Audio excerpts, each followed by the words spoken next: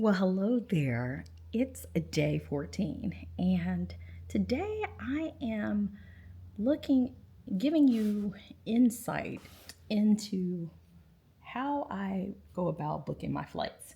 So, I've shared with you that I booked a 33-day solo world cruise. The cruise has an itinerary that embarks from one country and disembarks in another country. So the cruise departs from Cape Town, South Africa, and ends in Dover, England. I will get to visit 14 different ports, so 14 countries, and this is a big ordeal. This is the first time that I've ever had to plan a trip that did not originate in the same city that I arrive in. So, this is what is referred to as an open draw trip. So, I'll be flying and starting my cruise in Cape Town, South Africa, ending in London. So, now having gone on the Asian adventure last year, I got more experience in how I book my flights and things that I look for. And so I want to share some of those tips with you because this is a pretty big deal.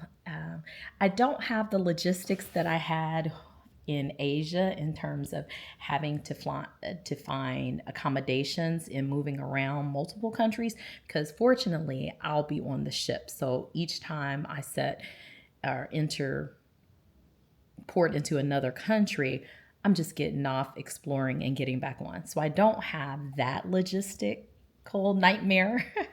However, when I was looking at flights, I'm just like, okay.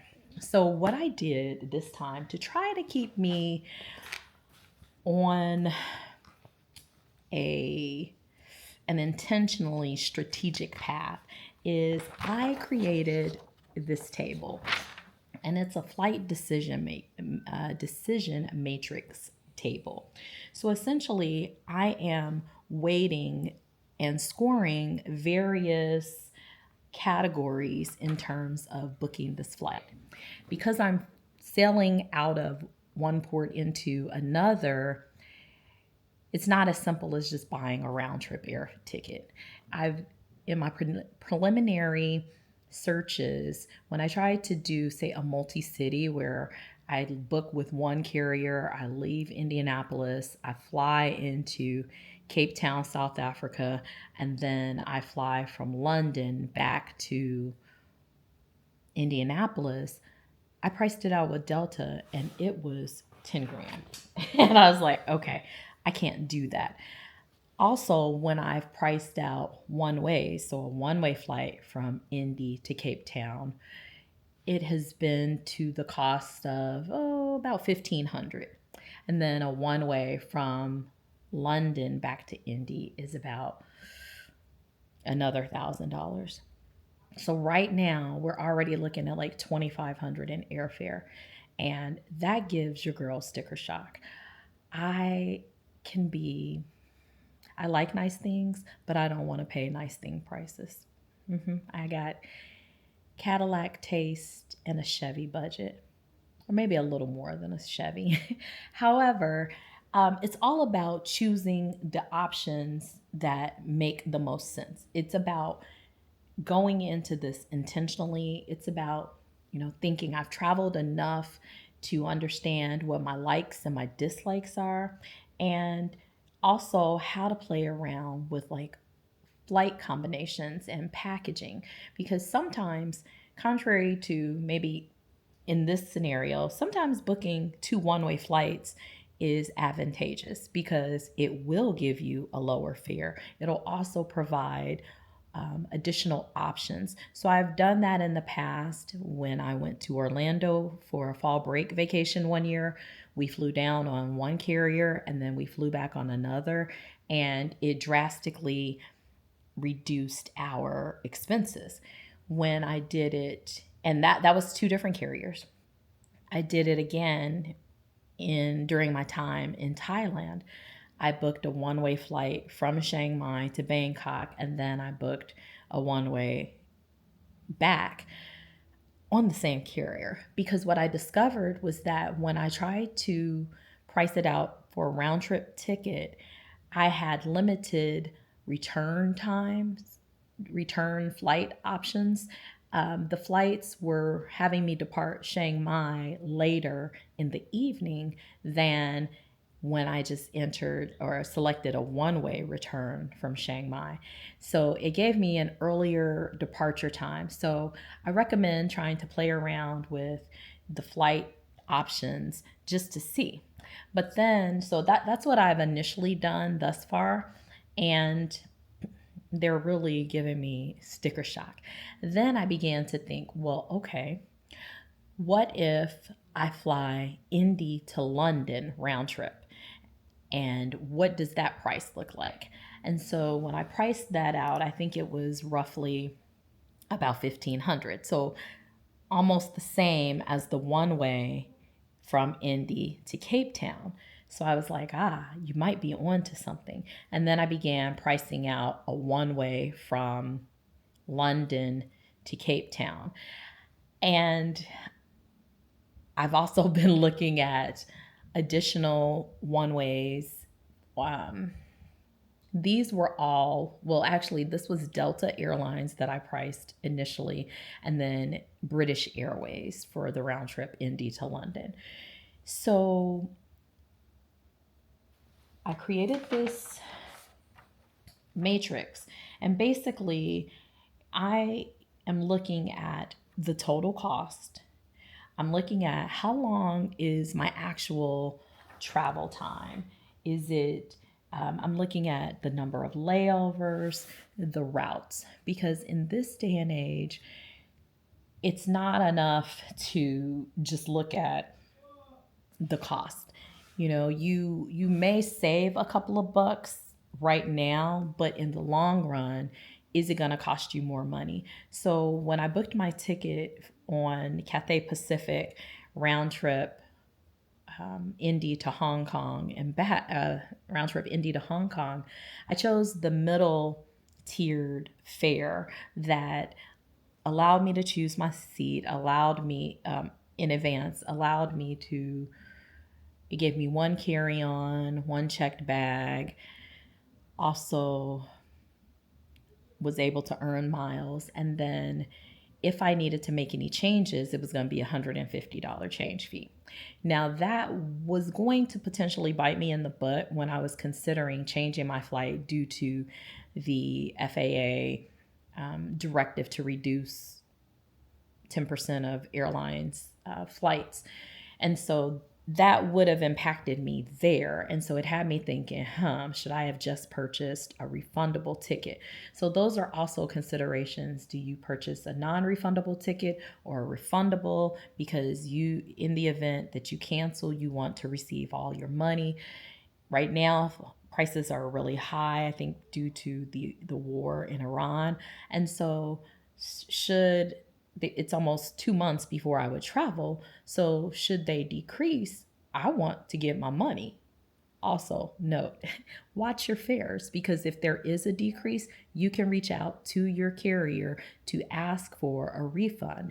If you have purchased a refundable ticket, then you will get the difference back in the form of payment that you used. If you don't, then it will be refunded to you in a travel credit for future travel. Now, that works out if you typically travel with that airline, you like them, you're going to travel again. What could be worse though is that you don't book a non-refundable and then you're left with this travel credit for an airline that you swear you will never travel on again. That's the worst. So I, want to encourage you to think about that. Maybe it's worth paying a little bit more so that you have that freedom and that peace of mind. You get what you pay for. So that's something that I am taking into consideration. You also, excuse me, you can offset it by, well, maybe you purchase the non-refundable ticket with the airline, but then you purchase travel insurance for the entire trip. So there are a lot of different ways that you can have your trip insured that may provide you more benefits and not just be like, okay, I'm nickel and diming here. Okay. So that's something else to think about. The route I just saw recently, I think that it was Spain that has restricted their airspace. This is the first time that I've ever paid attention to anything like that. Last year, when they were pulling, going in, where were we invading? Venezuela, and getting the president, airspace was restricted in that area. And that impacts your flight, that impacts your trip. So now I'm looking at, okay, where are these flights stopping to?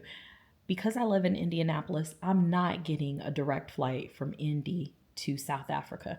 What I've seen is direct from Atlanta via Delta and some other places there are connections. So, looking at that to determine where is this flight connecting. I've seen flights on Qatar Airways and they have stops in Doha. However, do I want to head in that area? So all of these things I'm thinking about these routes. They're important to me. Overall flying time and travel time, because maybe the travel time is long, but there are some layovers that are in there. One route that I looked at had Indy to JFK, JFK to Amsterdam, Amsterdam to Cape Town. Now, I've not flown out of JFK. I have transferred in Amsterdam before and it was doable. The other route for that particular day was Indy to Detroit, Detroit to Charles de Gaulle, which is in Paris, and then Paris to Cape Town. So I've also transferred in Detroit and Charles de Gaulle, or I've flown into Charles de Gaulle. I haven't, maybe I have transferred. Don't get me a lie. However, these are considerations. You know, which airport has more, a better on-time performance record? So how often are they likely to have delays in comparison to another one? How easy is it for you to connect between one gate to the other? All of these are considerations that you have to begin to look at, because even though you're transiting through and maybe aren't staying, you still have to go through the immigration process. So how difficult or easy is it going to be for you to move through the airport to get your connecting flight? Now, while we're on the subject of connecting and layovers, do any of these places offer stopovers? That's how I ended up in Hong Kong, was that the airline that I chose was an international, it's a Chinese airline. They have a stopover program. And so when you start traveling internationally like this, you have really lengthy layovers to the tune of 19, 20 hours. And so what does one do during those times? Well, what I'm discovering is that a lot of airlines offer, or not airlines, but a lot of countries offer stopover programs. They offer free layover tours if your layover is, say, longer than like 7 hours. In Hong Kong, I signed up for 2 4-hour tours because I was laying over or stopping over for a few days. And so these are also considerations. You know, you're traveling that far. Do you add a couple of days on? Because while it may seem like, wow, it's really expensive, when you begin to travel at this amount, like this distance, you have to build in time, because it's not just, okay, I'm flying and it's a 2-hour flight. You're going to be traveling potentially 24 hours of travel time. You're going to have jet lag, different things that, you know, your body has to get accustomed to. And you don't want to just be on the go. You want to be able to maximize your time. And so for me, that is very important. Can I see another country for maybe, yeah, it's going to increase my overall expense, but I'm already here. That's my my frame of thought is I'm already here.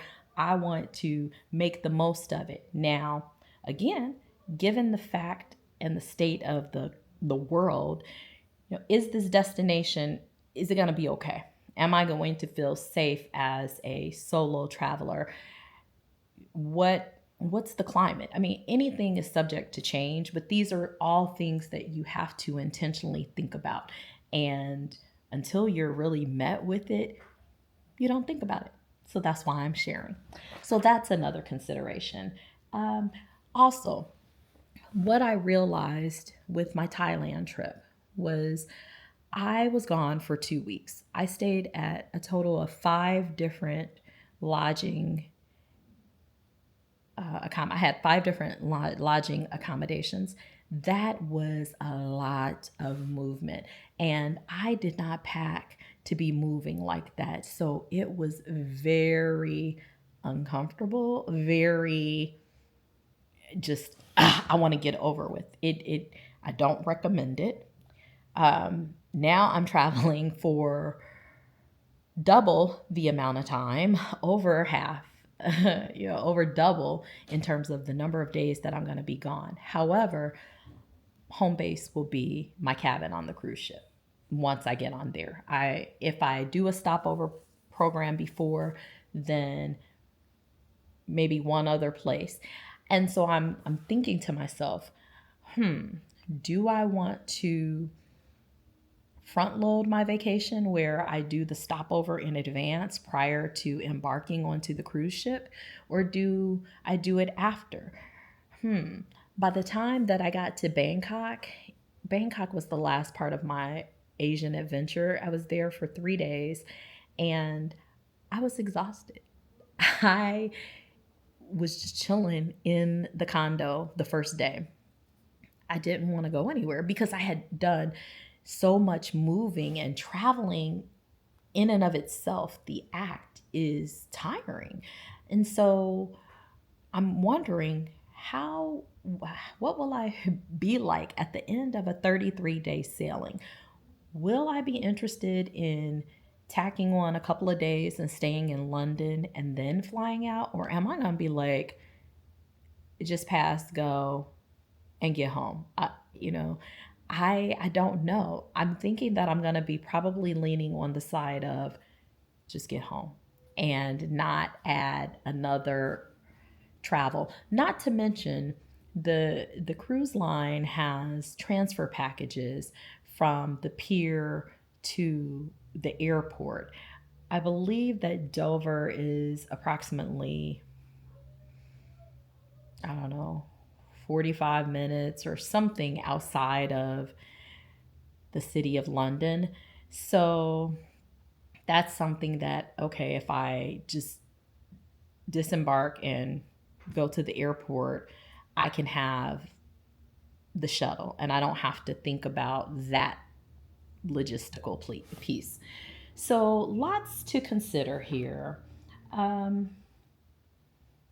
yeah, and then the timing of wherever I arrive. This sailing is a little bit different. I have to get a little more detail because although it says June 1st for the day that we embark, we don't actually leave Cape Town until the 2nd. So I need to clarify if we have on and off access for the ship, because if that's the case, then I can potentially arrive a day or so earlier because I'm going to have that additional time that I can explore in Cape Town. So got to get clarification on that. But I'm about to start now, just looking with this little matrix that I created, because for me, I'm a visual planner. And then when I start writing down and looking, I need to keep track of it and I need to have it in a single format and, go from there, because I suffered decision fatigue with the last trip. I think I had so many choices and options that it became a little bit overwhelming. And that is very common with solo travel because you're making all the decisions. And so right now, got this table to try to um, give me some constraints. How, because the sky's the limit, actually. And there's so many different combinations. You don't know what you don't know. I initially was looking at domestic carriers, but sometimes, traveling with an international carrier can be inexpensive, but still offer a great customer service, great value for the price that you're paying. So, oh, that was the other thing I wanted to tell you. I also look at an airline safety rating because that's important to me. How many times have they had an accident or some type of safety event? What are they known for? Because, we can talk about the domestic airlines here, but what are these international airlines known for? Or how easy is it to deal with them? All of these are different things. So I look at that as well. And yeah, I think that's it. The arrival timing as well. What time, like I spoke about earlier, that you have really long layovers, and sometimes the layovers will have you. I remember one option for flying from Hong Kong into Bangkok, it was going to give me a an arrival of like 11 at night. And I thought to myself, geez, do I want to be arriving into another country that late? Not particularly. My flight from Chicago into Hong Kong got me in at like 8:30, and it was dark then. So I mean, if I could avoid getting in late at night, I would like to not do that. So all of these are different considerations. And I guess before you really even start all of that, you might be, what is your budget? You want to set that for flights.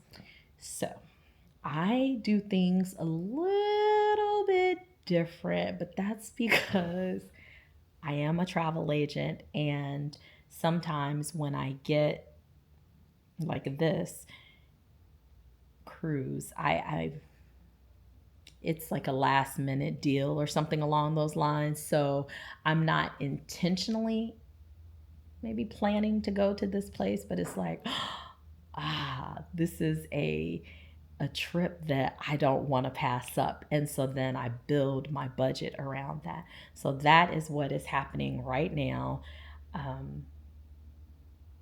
And I'm trying to, I don't even have a budget just yet, to tell you the truth. In all honesty, I'm looking and trying to build it as I go. I do know I can expect, once I'm on board the ship, I can expect to spend anywhere between $1,000 to $2,000, depending on what additional packages I go with, because I need internet, I have to pay gratuities, daily gratuities. Those two things alone for 33 days put me at just about $1,000. If I decide to go with a drink package, then I'm looking at about $2,000.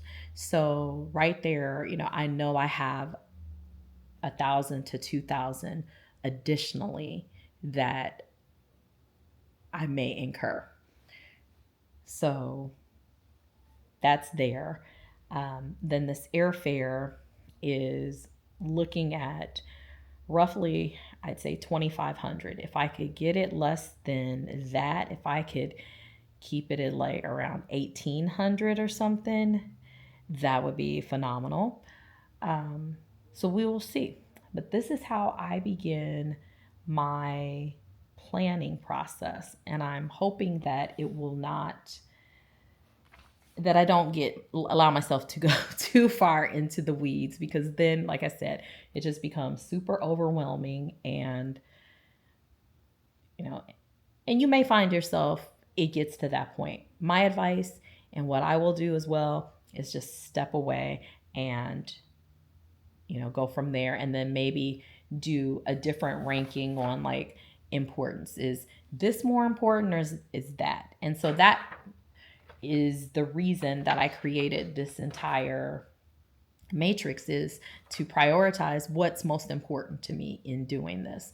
And there are a lot of things at this point. I want to, if I can see another country, and if it's not going to be much more in terms of cost, then I'm going to try to squeeze it in. I'm just going to tell you that I'm going to try to squeeze it in. And also knowing myself and the experience that I had in Thailand, I'm going to do it on the front end of the trip before I get on the ship, because once I'm off, I think I have no idea, but I think I'm going to be rather tired. All right. So that's it. Stay tuned for more on my flights and what I determine. I thank you for watching, and I will talk to you tomorrow.